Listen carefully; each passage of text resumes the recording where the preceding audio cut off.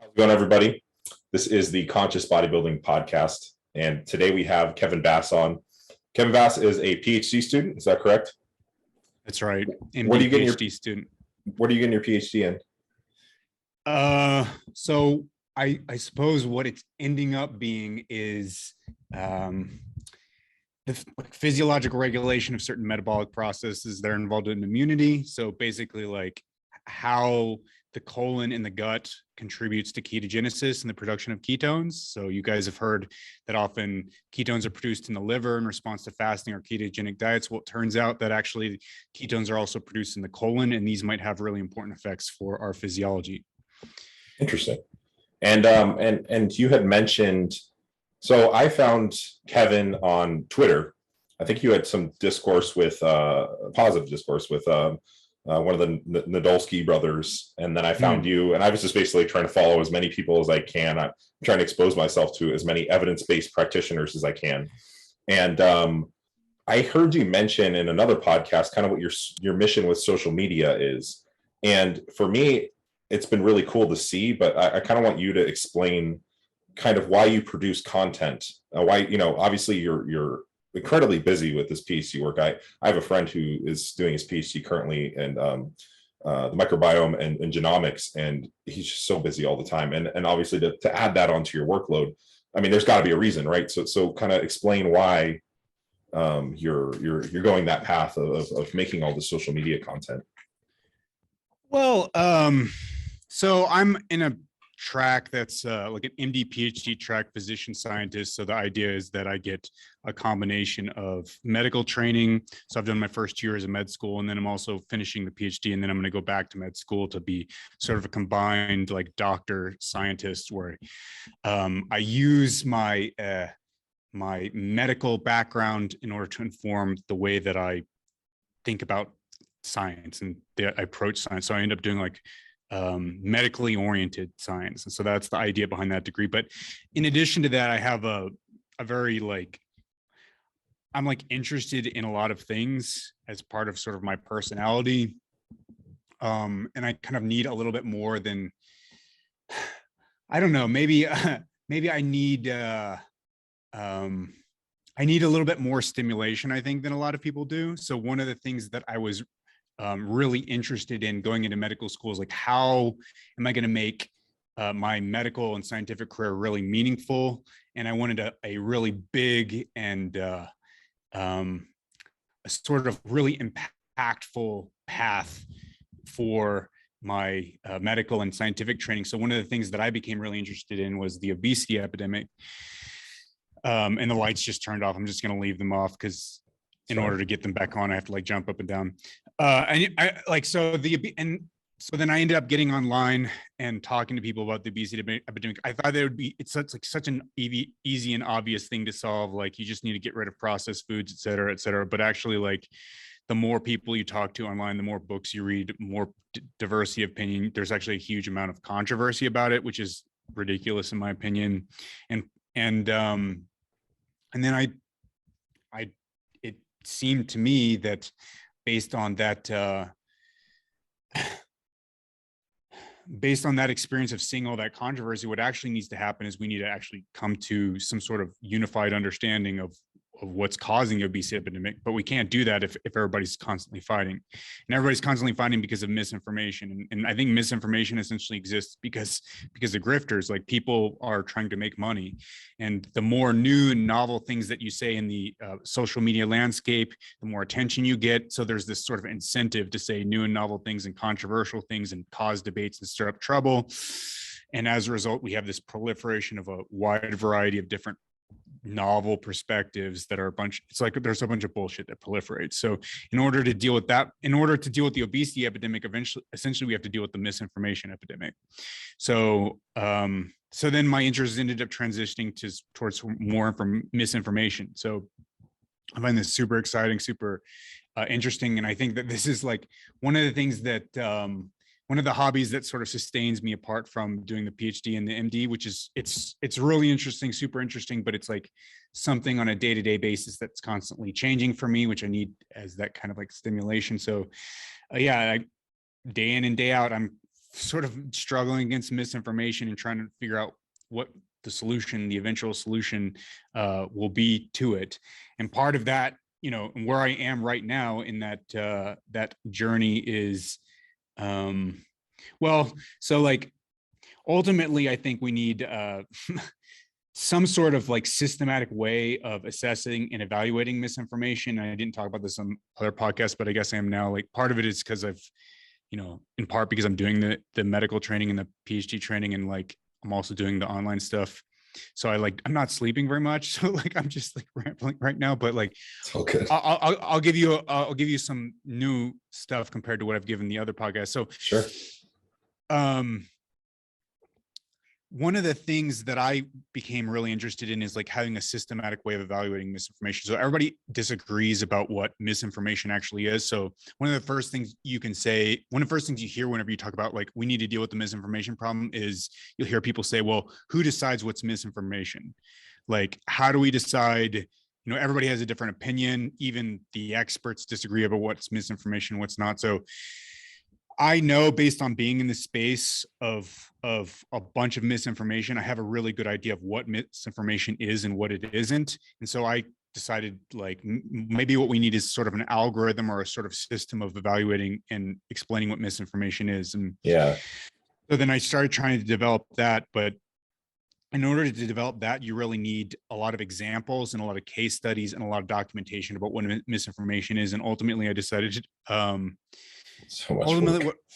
ultimately I decided like I need resources and I need money and I need people working for me to help me out with that. So then sort of the phase I'm in on social media is like trying to grow and build it as a business and monetize.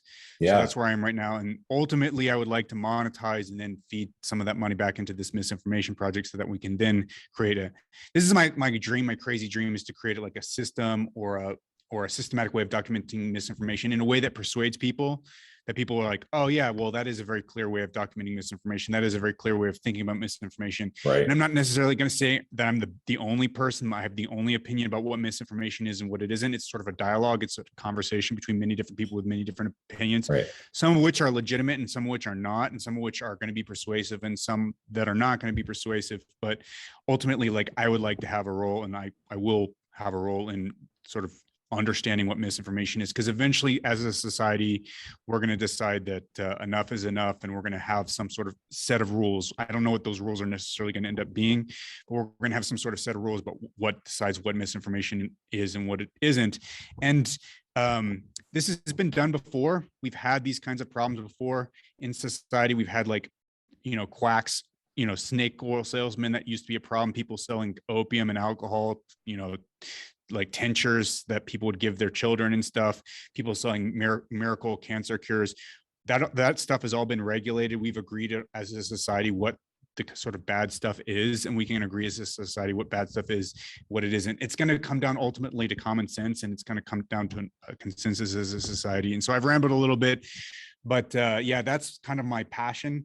And I want to contribute to that in addition to sort of my scientific career at the same time. And I want to do a little bit of all of that. So that's awesome. No. That's huge. I think the fact that you're going the social media route, the amount of reach you can get is much greater by targeting that area, right? I was speaking with a gentleman who's doing his PhD research in hypertrophy, and he was interviewing me for something, and he was mentioning how we can get to a point where, and I believe we will, where like meta-analyses are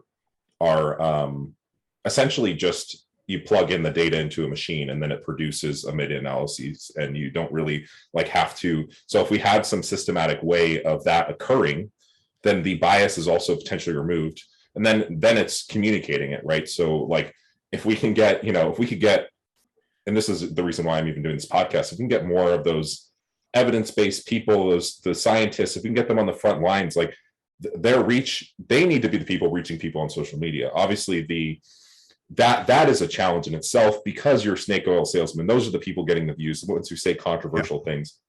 So how do we get those people to have the biggest reach or a greater reach, right?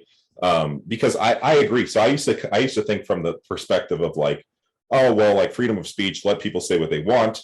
But then it's very hard when you're not an expert in this in a particular field, or you don't have even a base level of understanding to know what's misinformation or isn't.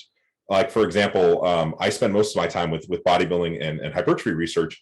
And then, for example, like if I need to do some financial stuff, I've had a hard time in that space because I have a hard time. I don't necessarily understand all the ins and outs of like taxes and different things. So hiring somebody in that space, even just finding someone who's competent that I can trust, has been very difficult because I don't even have a base level of understanding of a lot of these things.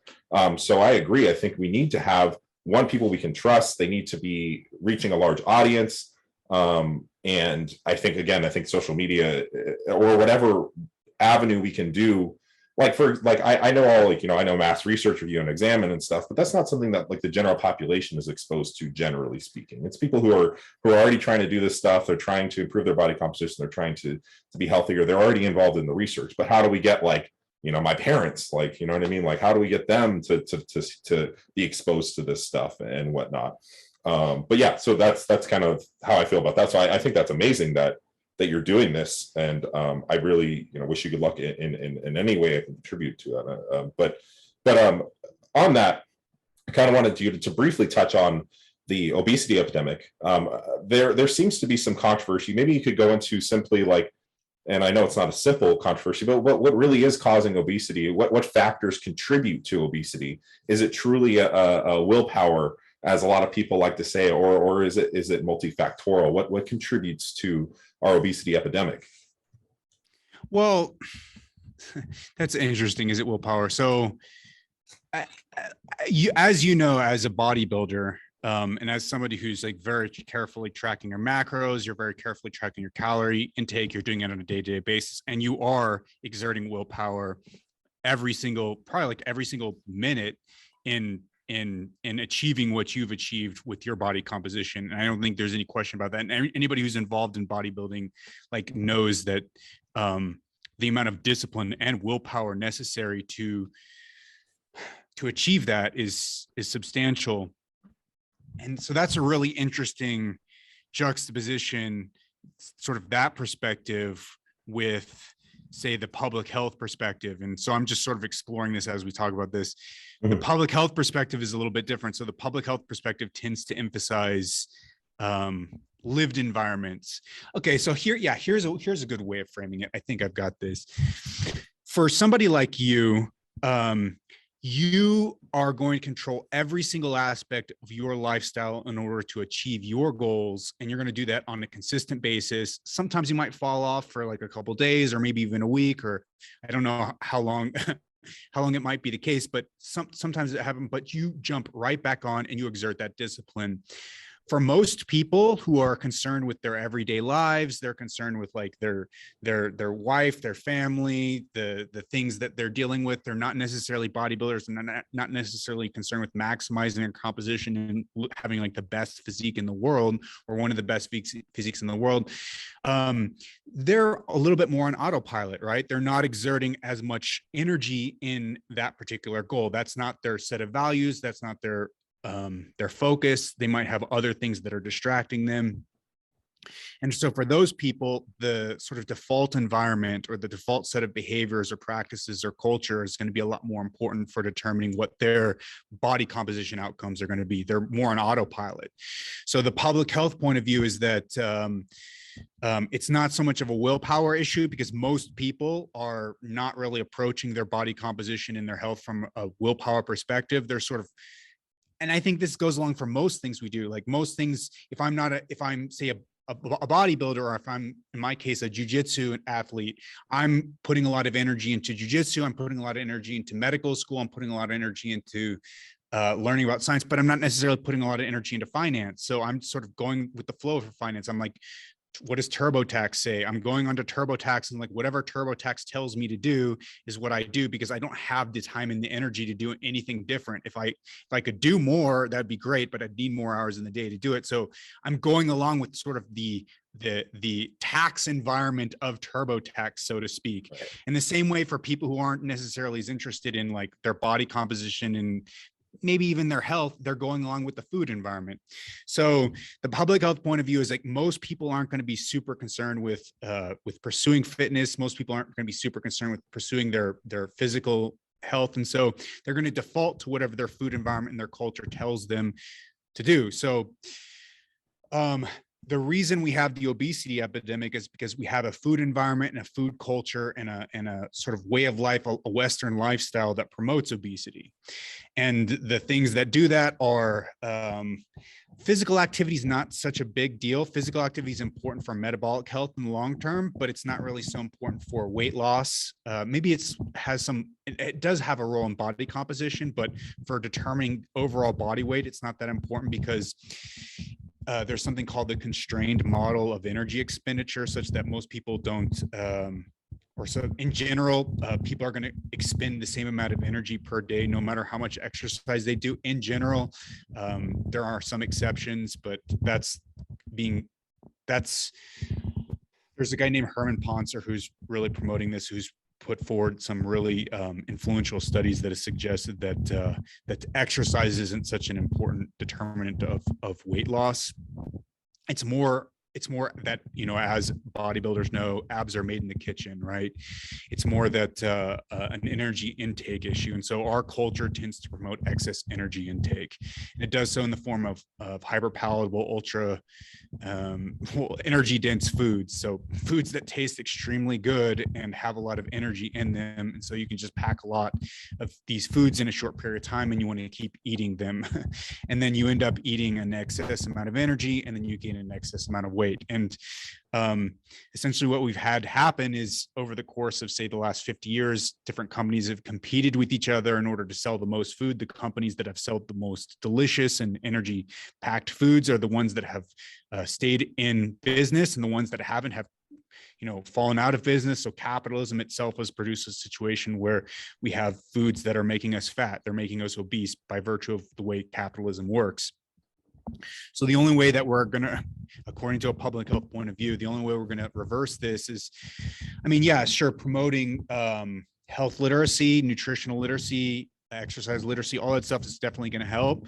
But probably for most people who don't want to really make that a huge part of their lifestyle, which is probably going to be the majority of people if we're just being honest with ourselves, they're going to go to default with the lived environment. So we probably need to, I guess, this sort of the free market system that has produced these hyper palatable foods that are causing people to become obese probably needs to be regulated to a certain degree.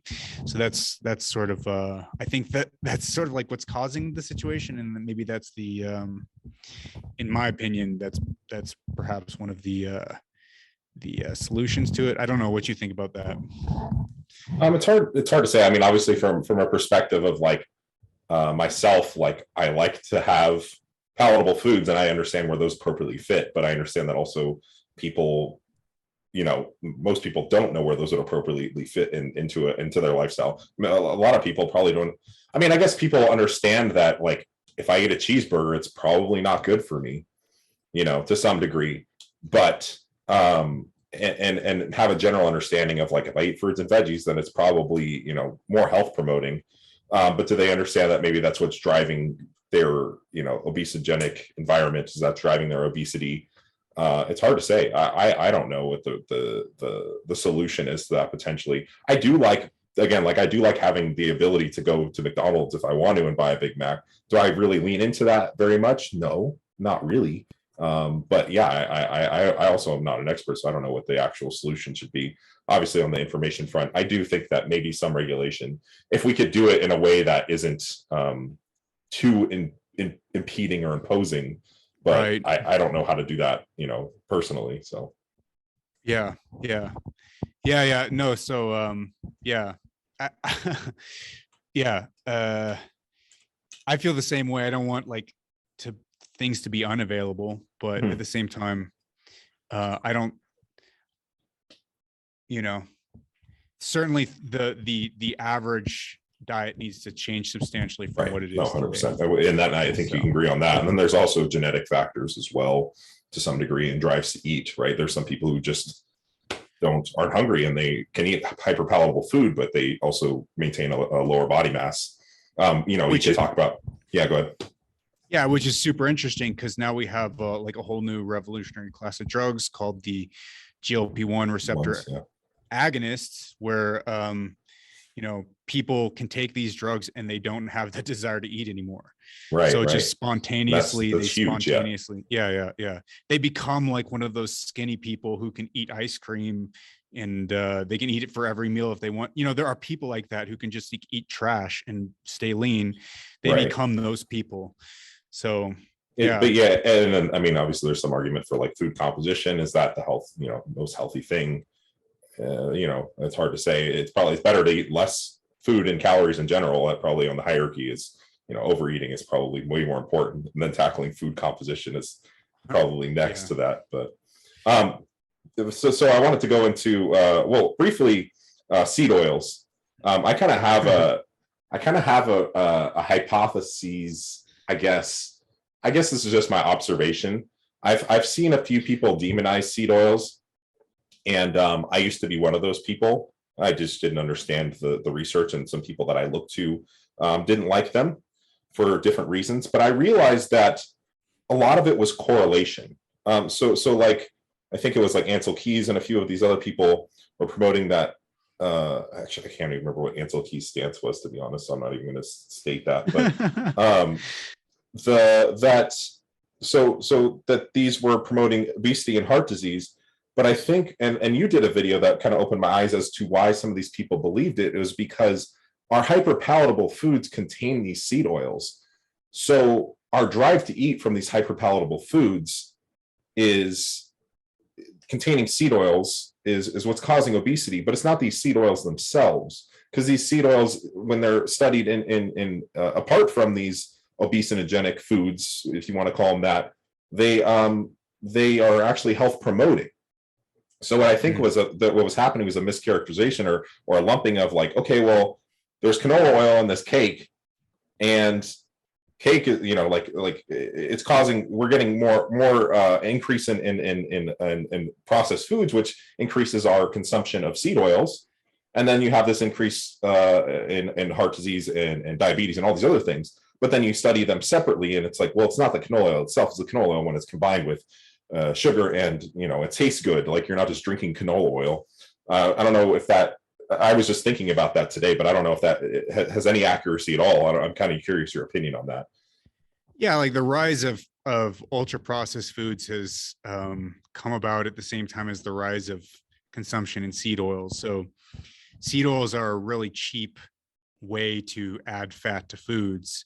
It could have been different, where you had the rise of ultra processed foods and you used butter instead, right? And we would still have ultra processed foods. They would just have butter, and maybe they'd be a little bit more expensive. Right. Butter's just more expensive, right? And there's no evidence, and all the evidence points to the fact that butter and canola oil will promote just as much overeating, or just as little overeating in either case. Actually, if you take palm oil, which is, it's not the same thing as butter, but it's a little bit more similar to butter than it is, of course, to canola oil. If you compare that to canola oil, you actually get a slightly more weight gain on palm oil than you would on butter. I'm sorry, on canola oil. Yeah.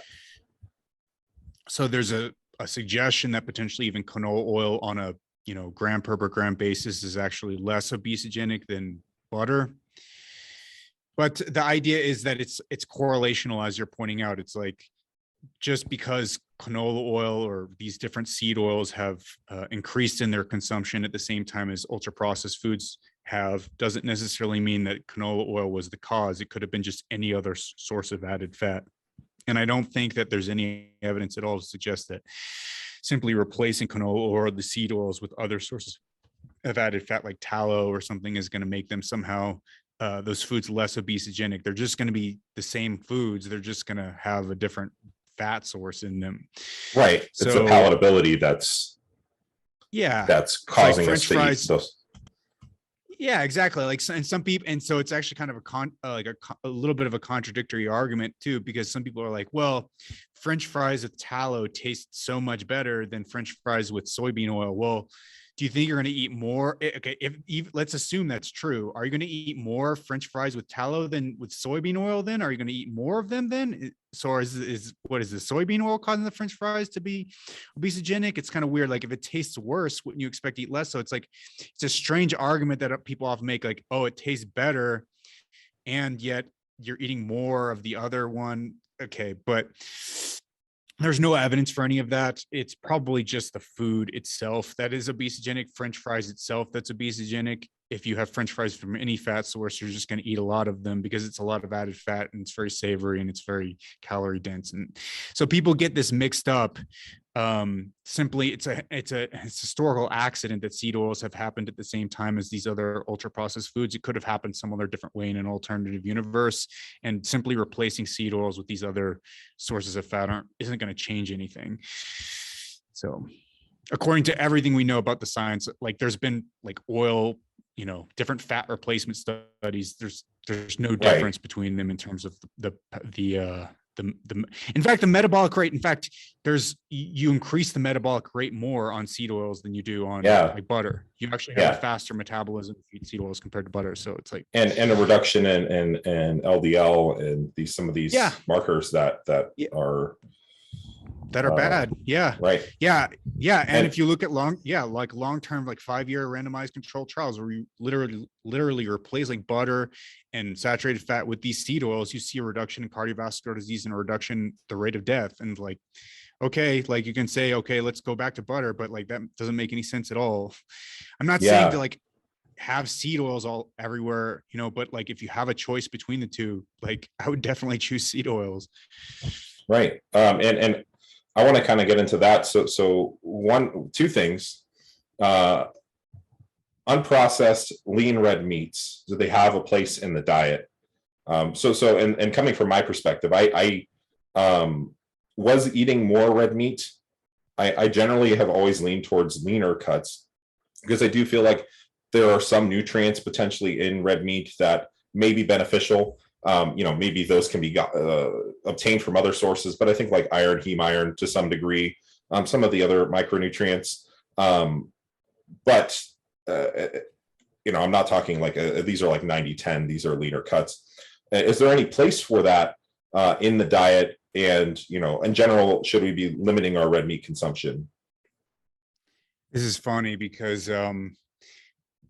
just a few, months ago, I would say something different than I say now, but sure. And also I've often been associated with like sort of the plant-based community. And although they tend to hate me these days. I would say if you're going to eat red meat, lean red meat is going to be definitely superior, like for sure, because of the reduction in saturated fat and the reduction in LDL. The reduction in LDL that you're going to get on lean versus fatty red meat. But the second thing that's really interesting is there's been a whole story about iron, especially heme iron, being harmful, right? I don't know if you're keyed into this, but actually, I was looking through some of the prospective observational research as well as some of the Mendelian randomization, like some different study designs, and the latest.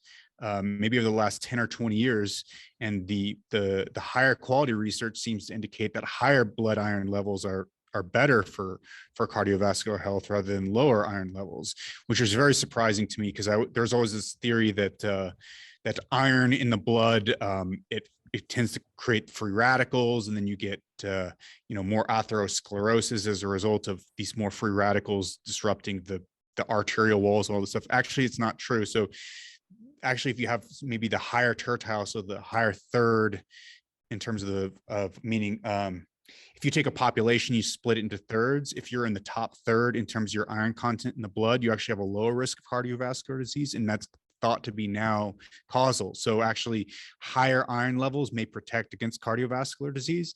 So that's a really interesting new finding. Now, it may be the case that heme iron may contribute to colon cancer. So it may slightly increase your risk of colon cancer, but because cardiovascular disease is such a much, much, much bigger risk than colon cancer is, it may balance out. I actually need to do that calculation, but it's not so clear now necessarily to me that heme iron is such a terrible thing for you. So maybe maybe a red meat is a good idea. Yeah.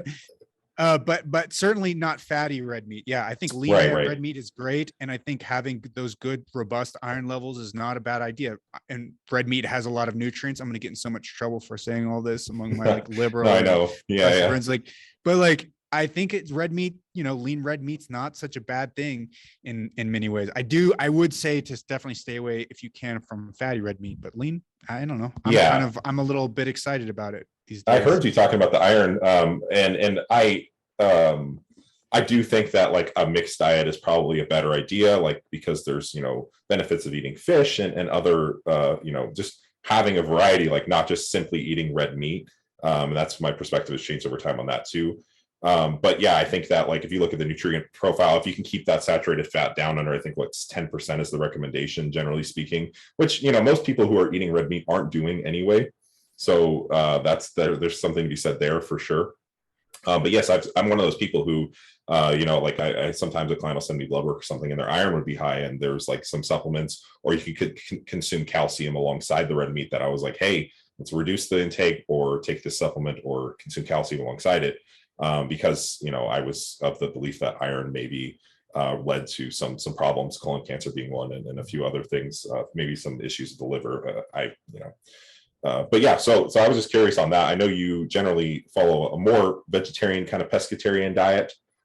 Is that correct? Yeah, I don't eat red meat. So whenever I tell you this, I'm telling you this because Yeah. science. It's not because Well, I appreciate I'm that. like Yeah. promoting. Yeah, I'm not promoting Right. my diet. I'm just saying like, which I hope lends some credibility what I'm saying. No, Like, 100%. You've changed my perspective for sure. Yeah, I genuinely think that at least as far as cardiovascular disease is concerned, people should worry a lot less about their iron levels than they did in the past. Right. Yeah, for sure. So in general, probably lowering your saturated fat intake though is a good idea. I think so. Sorry about that. Yep. Okay, so yeah, no, what I was saying was, you've definitely changed my perspective. Obviously, being transparent, but I mean, I'm eating more fish, and more of those healthier fats as a part of my diet, and vegetables is a big thing that I, as a bodybuilder, I've been very adamant about, and trying to communicate that to people, because bodybuilders, they tend to, for some reason, not eat vegetables and fruits, and I'm just like thinking like one of the main things, and I'm curious your opinion on this, like that we can probably do that's simple if you're controlling your nutrient intake, is eating fruits and vegetables. Like I just think it's one of the most simple ways to potentially mitigate some of your risk, is adding some fruits and vegetables to your food. I don't know what you think about that. Well, yeah, I don't know. Whenever you're like bulking though, right? It's hard to get in enough calories, especially if you're eating a lot of fruits and vegetables, then you're going to end up with like GI issues, right? You have to With be gas strategic. stuff like Yeah, that. yeah. Yeah. So you have to make sure to use like the right fruits and vegetables and Lower the right FOD, MAP, amounts. and right. Yeah. Squashes and Because stuff I found. Right. yeah, because like what I'm noticing right now is I'm eating a good amount. I'm not like, I know that you're like in a contest phase right now. So you're at like a 2000 calories a day. So for you, it's probably really easy because you're not eating. Yeah, just eating vegetables. Yeah. You're not, but like for somebody who's like trying to eat like 3000, man, like I'm still trying to find the right balance. So yeah, no, I definitely think though that eating fruits and vegetables is a great thing, and eating like whole grains and like oatmeal and stuff, that's going to be really good for proper metabolic function. But what I've noticed, you have to figure out like what works for you, I guess. Yeah. And what I've noticed is sometimes it's just a no effort thing, where it's just like, oh, well, chicken and rice, this is what builds muscle, right? And it's more so of like, okay, well, could we look at palatability in the case of a mass gaining phase? Could we look at palatability, like and lower gas sources of fruits and vegetables, like blending spinach into a shake or something like that? Obviously, you have to be more strategic about that. But essentially, like even if I come to someone who's at like a eucaloric or isocaloric state, a lot of the time there's not a lot of effort there, and it's because maybe there's this association of just like, oh, chicken and rice is what builds muscle. These micronutrients have no importance for anything else. Blah blah blah blah blah. Yeah. So I think that's unfortunate. Yeah, that's unfortunate. Well, I don't know. Oh, sorry to interrupt you. No, because definitely, yeah, adding fruits and vegetables can help your long-term health if you're interested in that beyond just looking shredded. Yeah. I've noticed some bodybuilders at higher levels. There was a gentleman recently, I'll leave him nameless, but he was in the highest percentile, 99th percentile for his cardiac CT. Like your likelihood of having a cardiovascular event in the next 4 years is like 99% or something crazy. And he mentioned that he didn't eat fruits and vegetables. And obviously this guy takes performance enhancing drugs. There's like, oh, there's so many other compounding factors, but I'm like, man, if he had eaten some, something throughout, like even when he's dieting too, like some broccoli, like could he have been a little bit lower? For sure. Yeah. I think I would say yes, but obviously that's a speculation. Yeah.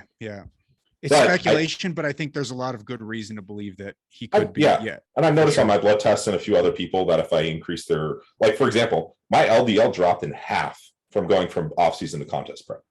And my fruit and veggie intake almost doubled. I mean, there's obviously, look, there's body weight improvement as well. My body composition is better. I'm leaner. I wasn't necessarily metabolically unhealthy prior. Like I was still within that range, but obviously weight reduction is a huge factor. I can only imagine that the vegetable intake increasing had some, because of, in the off season it's harder to get those fruits and vegetables in. Again, speculation.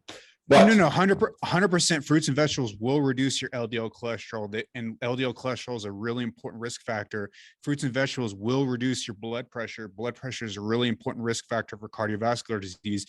Your exposure, your body's exposure, your arterial, your cardiovascular system's exposure to high blood pressure and to high LDL levels will increase your the rate at which you have atherosclerosis. So if you can reduce these risk factors, you will reduce the rate of atherosclerosis, and you can do that by eating more fruits and vegetables. So I definitely think it's more than speculative. We have a good amount of I would say we can say conclusively that that's the case. If you add more fruits and vegetables, especially the right kinds of fruits and vegetables, you will reduce the rate at which you have atherosclerosis. So yeah, and I think I've heard something along the lines of people with higher meat intakes, the risk is mitigated. If there is risk, risk is mitigated with higher fruit and veggie intakes as well. And I did want to get into heart disease because I think it's something that if we're talking bodybuilders, what generally affects them, obviously the general population as well, but bodybuilders in particular, because now we have these other things that are contributing to skewed lipids and higher blood pressure because of higher body mass and some of these drugs that drive up angiotensin and some kidney stress and things like that. But along the lines of cardiovascular risk factors, LDL, is that a good marker to track your cardiovascular risk compared to ApoB, a more specific marker? And then where does blood pressure also lie within that risk factor? Like where does it contribute as well? I know that kind of convoluted question, but maybe you can. Yeah.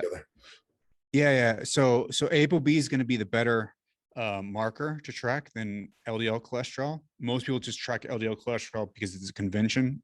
It's slightly cheaper, but it's not much cheaper. Yeah. Most ApoB tests cost maybe like $5 if you can get the right, company to sell it to you. It's not an expensive test. It shouldn't be an expensive test. So ApoB should be the marker that you're going to track, and it's going to be the marker that sometimes ApoB and LDL-C are discordant, meaning LDL-C is not going to give you the right information. It's going to misdirect you compared to what ApoB will. ApoB is the thing that you need to track. It is the particle that is causing the atherosclerosis directly. So ApoB is the one you definitely want to track if you at all have the ability to do so. You can fill in with LDL-C if that's all you have, but you should definitely be trying to track ApoB. That said, ApoB is important. Blood pressure is also super important, as is like, don't smoke, keep your body fat percentage low. Don't like do these nasty, dirty bulks where you get really big. And if you do, it might be a good idea to go on a blood pressure medication. There's things you can supplement. Taurine can help moderate your blood pressure. Fruits and vegetables can help moderate your blood pressure. Using less salt and replacing some of that salt with, I don't Potassium. know if you've seen the recent thing I've Yeah, had so I with just replacing watched it this myself morning with breakfast. Yeah. with potassium. Mhm. That can also help you to mitigate some of the effects of that. So yeah, definitely all these risk factors are important. LDL and or rather ApoB isn't the only important risk factor. There's actually a lot of different things that are important. Probably just the inflammation of bulking fast is probably not the best thing in the world. Yeah, the So stress.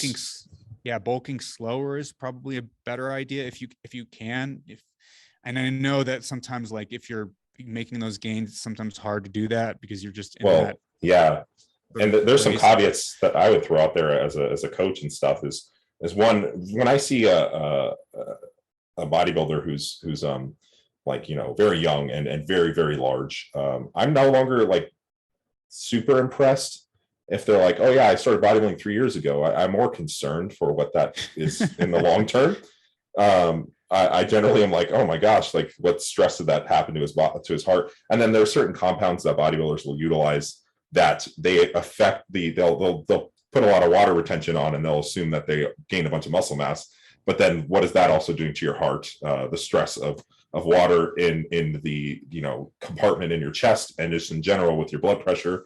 Um, I can imagine that that's very stressful as well. So I like that you threw out that point. so Stan Efferding has like a real. I noticed he posts a lot of really interesting stuff about blood pressure on Instagram, and Yeah, based on what I've seen him post, I feel really confident that he would be a really good resource for this. So I maybe follow yeah, his stuff on blood pressure. I think that would be a 100%. really He good has idea. I Yeah. got certified in the vertical that. That's where I was the red meat, the canola oil, and I was kind of putting all these pieces together. And I've kind of formulated my own thing over time. But yes, he's very big on potassium intake, magnesium, all your electrolytes. Doing that first, but I think as an enhanced bodybuilder, considering an ARB or some other blood pressure medication, statins. You're mentioning that you think that most people should be on. Why do you feel that way about statins? Um, statins, you know, like the more I look into the research, the literature on this, it's such a weird thing. And I feel like I'm taking crazy pills on statins because on statins, I'm actually like on most of these issues that you and I are talking about, I'm like so just squarely within the mainstream. Um, I'm in like the sort of advanced, very scientifically informed mainstream, but like I'm very much in the mainstream. But on statins, I think I'm super in the mainstream, as at least as far as the science is concerned, but the guidelines are really weird about LDL cholesterol compared to what the science says, in my opinion. And I feel like I'm taking crazy pills when it comes to LDL cholesterol because the more I learn about it, okay, so here's some really interesting stuff. This is just some, I don't know how practical this is, but this is just like super interesting. Humans don't have like normal LDL cholesterol levels. We have like way higher LDL cholesterol levels than pretty much every other non-human mammal out there, including like chimpanzees, including primates. Like our LDL cholesterol is like 3 times higher than they should be. And it's unclear why this is the case. There's like biological reasons why this is the case, but like, why did we evolve like that? It's a strange thing. If you look at our LDL receptors, they're saturated at like 3 times lower LDL cholesterol than we actually have. So like, why do we have such high LDL cholesterol again if our LDL receptors are saturated at much lower levels? If you look at people with genetic mutations that dramatically reduce their LDL cholesterol, they have no like untoward effects if they have the right kinds of mutations that don't mess up other metabolic pathways. Right. They don't have any bad effects at all. All they have is like lower rates of cardiovascular disease, and everything else is completely normal. So Yeah. like, um, and then the other thing is if you like use certain drugs to reduce LDL cholesterol to like really low levels, especially like these new class of drugs like what's called PCSK9 inhibitors, like you don't see like terrible things happening to people. Like these people tolerate it really well. Their cardiovascular plaques go away, they start reversing, and they like lose their atherosclerosis. So like one of the things that I'm becoming really interested in, oh yeah, and the last fact is like most people, especially most men, the majority of men develop and have a major cardiovascular event in their lifetime, the majority of men. And if you don't have every single cardiovascular risk factor completely optimized, your risk is as high as like 37%. So like for me, for example, just because my blood pressure, I have congenitally high blood pressure at like 125 over like 80 2 or something above, it's like I'm pre-hypertensive. Because of that, like I have like a 37% chance of having a lifetime major cardiovascular event, which is like super high. It's like a 1 in 3 chance of having a major cardiovascular, Yeah. which also means I have like subclinical atherosclerosis constantly developing, which is probably going to in the long term impair like sexual function. It's going to impair maybe even brain function, like in subclinical ways that you're not going to be able to notice, but will sort of like slowly creep up on you over time. So I've become really excited about this idea of like, and there are like super smart, like super well-informed people in the cardiovascular disease research community who completely agree with me about this. So I'm not like the only one, but they're still sort of like outliers compared to the mainstream of the guidelines people, the people who formulate the guidelines. But there are people, and I'm becoming like, I'm starting to believe like everybody should be lowering their LDL cholesterol. Like if we can do that, and I think most people can lower their LDL cholesterol with drugs without having untoward side effects. I think most people can. I'm not sure exactly the percentages. I would say at least 80, probably 90, maybe even more percent of people can do that. Man, you're going to dramatically cut the rate of cardiovascular disease, like strokes, things that are going to permanently impair your brain. Like you're literally going to have like brain impairments, heart attacks, which like literally is going to permanently impair your everyday day-to-day function if you have a heart attack. If we can prevent like a substantial proportion of those, and just with say reducing your LDL cholesterol by 40 milligrams per deciliter, which isn't that much. You go from say most people are at like 100, you go to 100 to about like 60. Just that, and you do that over the course of 40 years, you cut your risk of all that stuff by 50%. So you cut that in half, and you do that on a population level, then you're cutting like half of all cardiovascular disease events. Like that'd be crazy. Like between 650 and 700,000 people die every single year from cardiovascular disease. So if you cut that in half, like that's like you're saving like 300,000 people a year. So like I'm becoming really excited about this idea of maybe, and then there are new shots that people can take, like intramuscular shots you can take twice a year. Maybe we'll get down to once a year, where you can like have your LDL cholesterol with minimal side effects or no side effects for most people. I'm getting super excited about this idea of perhaps everybody being on lipid lowering treatment, especially I would say bodybuilders and like athletes and people who are like have high blood pressure, who are bulking and that kind of stuff. Because I don't know if I don't call myself necessarily a bodybuilder, but I do like bulk up and I do get heavier and stuff, especially like people who are bodybuilders, like you're going to be at elevated risk at baseline, and sort of mitigating that through some low level of lipid therapy. So one way to do that that is easy and is going to be side effect free for I think the vast majority of people, even more than simply just taking a statin, is like a really low dose statin. So what I've been doing is and of course you have to go through a doctor to do this, so you have to talk to your doctor. So fortunately I can't give you like direct medical advice which you can immediately act on. You have to have a gatekeeper as a doctor, so that helped me a little bit. But I started out with rosuvastatin at 2.5 milligrams. It's like a super low dose, almost unheard of. And then 5 milligrams of ezetimibe. I noticed absolutely zero side effects, and I went from 100 milligrams per deciliter LDL cholesterol down to 50. No side effects at all. No side effects whatsoever. It shouldn't affect muscle mass gain, especially if you're a bodybuilder. Like maybe you might have like a 1%. Especially, you're taking exogenous hormones too. What's the effect of? You may have like a 1%, but it's such a small amount that it's been hard compared to the risk reduction. In studies, compared to the risk reduction. So bodybuilders as you know, bodybuilders have already been doing this for decades at this point, but I think it's becoming more mainstream among bodybuilders. But yeah, I definitely think that people in general, especially people who might be at a higher risk, such as bodybuilders, might think about doing something like a poor man's approach would be something like a low dose statin plus ezetimibe. Somebody who has a lot of money would go with something like inclisiran, which is the injectable twice yearly PCSK9 inhibitor, and that's going to give you like almost no side effects. But again, the low dose statin and the low dose ezetimibe is also going to be low dose, very low rate of side effects as well. So that's my feelings there. And same with some of these blood pressure medications. They're getting so selective at working on the specific receptor or whatever that for ARBs, even the side effects are very, very minimal. So if you're talking about things that could manage your risk, those are probably pretty huge. Kevin, I'm gonna let you get out of here because I know you got BJJ, but I just wanted to let you Yes. know I appreciate your time today. And I would love to have you on again. I have a ton of more questions. I know you're really busy, but in the next few months or anything like that, if you have some time to pop in, that'd be really awesome. Yeah, that was great. Thanks for having me. That was fun. Definitely. Yeah, most definitely. I just keep doing your thing, man. I think if you don't, where can people find you as far as social media and all this content you're putting out, contribute to your research and stuff? For sure. Are you asking where people can Yeah, find me? yeah. You can find me at Kevin Bass, KVINNBASS on Twitter, Instagram, TikTok, also on Patreon. You can also find me on I have a Reddit called Kevin Bass, KVINBASS, and YouTube and Spotify, Apple Podcasts at the Kevin Bass Show, and that's where my podcast is. So sweet. Yeah, I've been consuming tons of that content. I watch it on all the cardio I've been doing.